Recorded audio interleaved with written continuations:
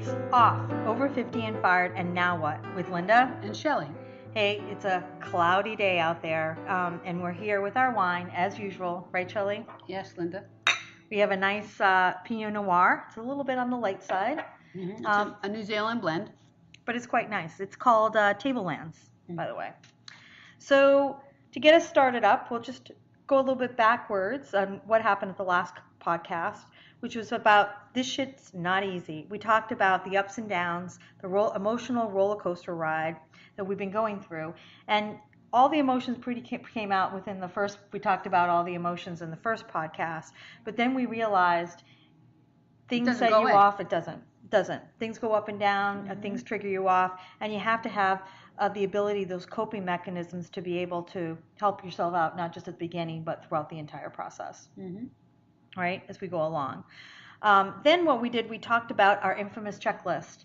The checklist actually is, gives us a way to ground ourselves and keep us focused, and not to get on that emotional roller coaster ride. Gives us those to-dos. It makes you feel better that you're checking things off, and we talked about what those on the last podcast. It's really important to have that checklist, because not only does it keep you personally in line, but you also want to make sure that you're screwing yourself with what you need to do for your company. Right, so if there are things that you need to be submitting or whatever, you've got everything on that list so that you're good when it's time to walk away. The other thing we focused on, remember, Shelley, is about resumes and sort of the resume writing process that we went through right at the beginning, just to get something out there. And the fact is, we have gotten things out there. And how has it been, Shelley, getting those resumes out there? Linda, I have to tell you, it's a whole new world, right? I mean, it's really about thinking about how do you make sure you're navigating the network, the whole network maze. And quite frankly, for me, with the way the situation is, and I know I've been out in the marketplace a little sooner than you, because I've only been in this job 6 years. I'm like dazed and confused, because there's just so much real-time stuff that's happening right now in terms of networking and being able to apply online and going right directly to companies. It's just overwhelming. Yeah, that's what we found. I mean, for me, it's been 20 years, so it's been incredibly a different kind of process to look at. And with the whole use of the online applications, and a couple of different things, is if you don't have yourself well organized, you have to create an actual company account for every time you upload to any company. Mm-hmm. So just keeping track of the different usernames, passwords, what you submitted, what you haven't submitted, and where things are in the process, you have to be extremely disciplined and well organized to do that. And I know that Shelley has had some problems with that. And I have to say, I mean, it's not like I'm not computer literate and I don't know what I'm doing, but obviously I don't know what I'm doing. I applied for this one position. And Linda said, "How's it going? Did you apply for blah blah?" And I'm like, "Yeah, I did." "Have you heard back?" "No, I haven't." So we went back on just today, before we did this webcast or podcast, and what I found is I didn't finish my submission. So here I am thinking, that it's on its merry way, my application and my resume and stuff, and it's stuck because I did not hit submit. Thank God Linda, came by and said, "Let's just go check it out, since you haven't gotten even an affirmation or confirmation that you got it." And it's a whole new world. It's really hard. It's really, really, really hard. Definitely, especially for those where I thought, Shelley, that opportunity that you kind of kept in limbo because you hadn't submitted was like one of the best fits that I saw for you. And it was just like a shame that it hadn't gone through that process. And again, you really, especially for those that you're super interested in, you really need to keep it in some sort of journal or in some sort of log, so you know what you've actually done and where you have been. And if you haven't gotten confirmation emails about uploading or registering or putting something onto a company website, you should absolutely follow up. Yeah, and I think you're right. I feel like I thought I was doing really good with my list and having my special little blue book that has everything in there, but obviously not enough. So you really need to be diligent about keeping track, especially if you're doing it all yourself and not with a recruiter, because you're your own best advocate.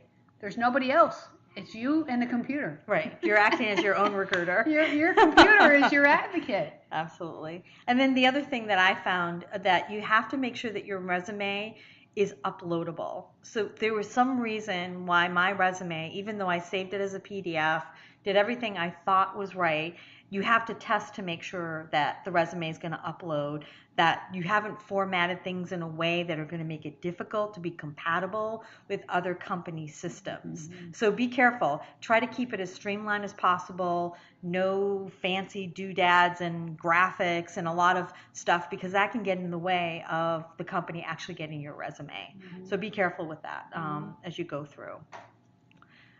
So it's a really different environment out there, isn't it, Shelley? Yeah, it's completely different. I'm just not used to this real-time online stuff. It's great. It's great if you really understand and can navigate it completely, but it's just we have to get used to it, right? And there's nothing wrong, it's teaching a dog new tricks, an old dog new tricks, and we'll learn, but it's just not easy. No.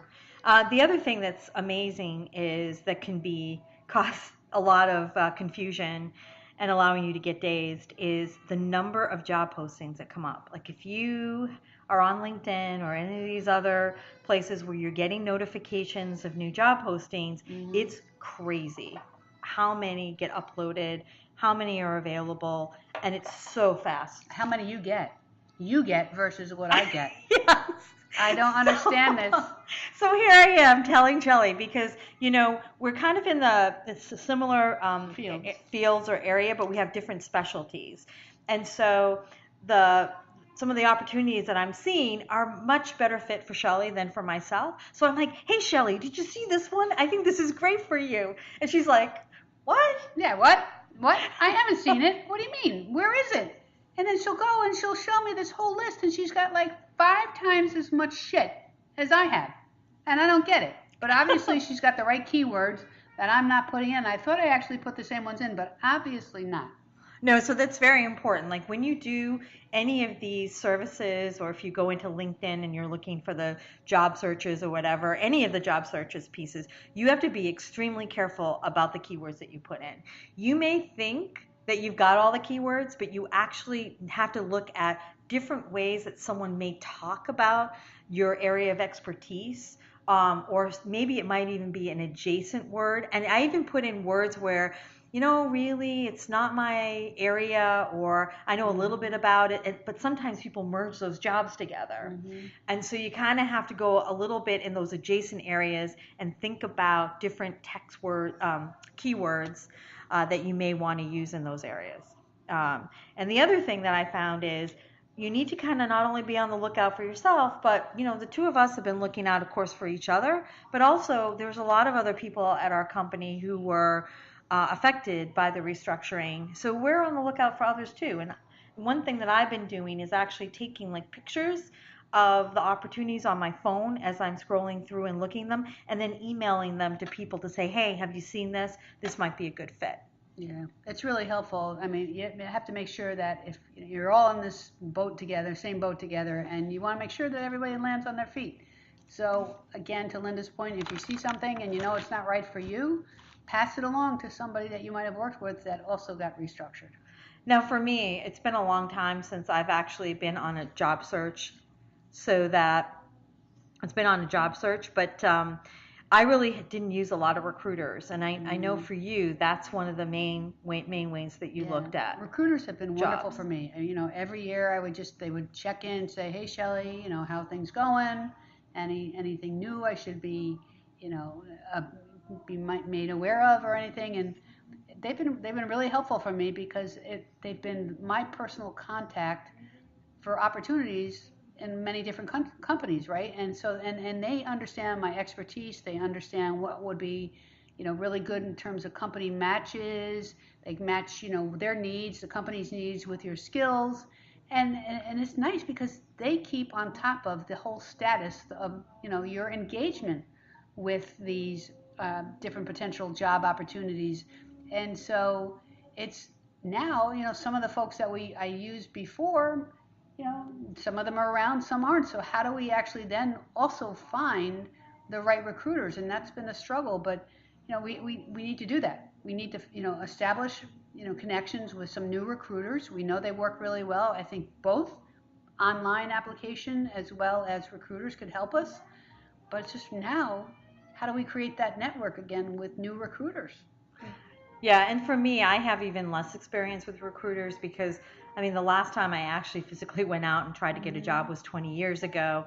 And the way I did it, can you believe it? It was actually newspaper postings out there Are where there I still looked. newspapers? Oh, can you imagine? I'm even saying that they have the help wanted ads in the newspapers over 20 years ago, and then a personal connection, which is how I actually got my job at the current place I'm at. Um, where I was working with someone on a different project that involved external people, and they looked at my skill sets and, hey, we've got an opening over here. Do you think you might want to share your resume with us?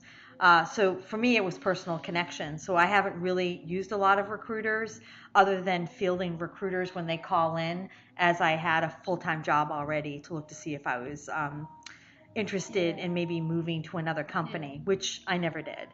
But one thing that we've learned is that online posting, that once you've posted your resume, you basically now cannot use any other recruiters. You either have to work with the recruiter that's been assigned when you put it through the company. when you put it through the company. So when you post via whatever mechanism is, there's a lot of job. And you go right into a company website. You go right into a company website.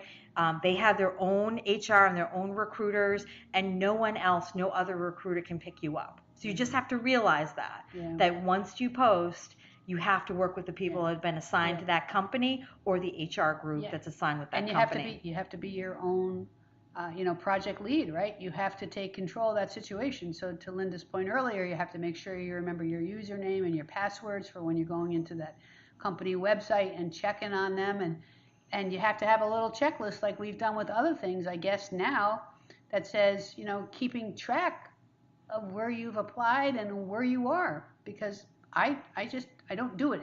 It's all new to me. So I have to relearn how to do some networking.